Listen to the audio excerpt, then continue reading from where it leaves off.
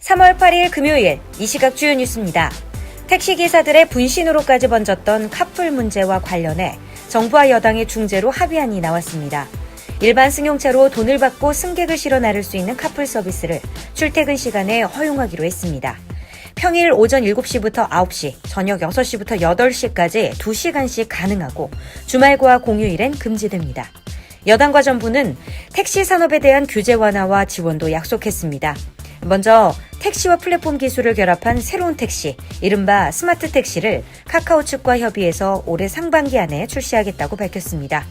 택시기사들을 위해서는 근로시간에 맞는 월급제를 도입하기로 했고 안전을 위해 초고령 운전자의 개인 택시는 줄인다는 내용도 합의에 포함됐습니다. 당정은 관련된 법들을 3월 임시국회 안에 처리하도록 노력한다는 방침입니다. 고 장자연 씨의 동료 배우 윤지호 씨가 어제 한 라디오 매체에 출연해서 자신이 목격한 장자연 씨의 피해 상황을 설명했습니다. 어제는 장자연 씨가 세상을 떠난 지 10년째 되는 날입니다. 윤 씨는 장자연 씨의 유서로 알려진 문서에 대해서 법적인 대응과 투쟁을 하기 위해 남긴 문건으로 보인다고 말했습니다. 그 근거로 문건이 목자처럼 나열이 되어 있었고 이름이 기재됐고 지장까지 찍혀 있었다는 점 등을 이유로 들었습니다. 하지만 왜 투쟁하지 않고 목숨을 끊었을까요? 라는 질문에는 저는 그 부분도 굉장히 의아하다라고 답을 했습니다.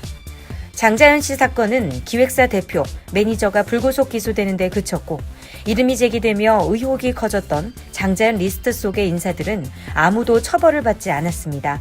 이를 두고 윤 씨는 일단 수사 진행 과정이 굉장히 부실하게 느껴졌다면서 분위기가 굉장히 강압적이었고 좁은 공간에서 가해자 김 씨와 함께 조사를 받은 적도 여러 차례 있었다고 말을 했습니다.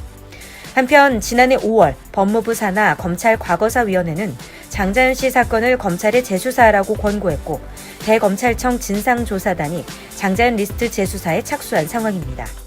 한국 야쿠르트가 야쿠르트 아줌마라는 명칭을 변경한다고 밝혔습니다. 중년 여성을 얕잡아 부르는 의미가 담겨있는 아줌마 대신에 프레시 매니저라는 호칭으로 변경하게 됐는데요. 한국 야쿠르트는 명칭 변경을 계기로 방문 판매 채널 경쟁력을 강화한다는 전략입니다. 야쿠르트 아줌마는 지난 1971년 47명으로 처음 활동을 시작해 1998년 1만 명을 넘어서며 국내 대표 방판 조직으로 성장했습니다. 야쿠르트 아줌마는 원조 워킹맘으로 골목을 누비며 홀로 사는 노인들의 안부를 전하기도 하며 지역사회에도 보탬이 됐지만 현행 근로기준법상 근로자로 볼 수 없어서 회사와 퇴직금 또 연차 수당 지급을 두고 갈등을 겪기도 했습니다.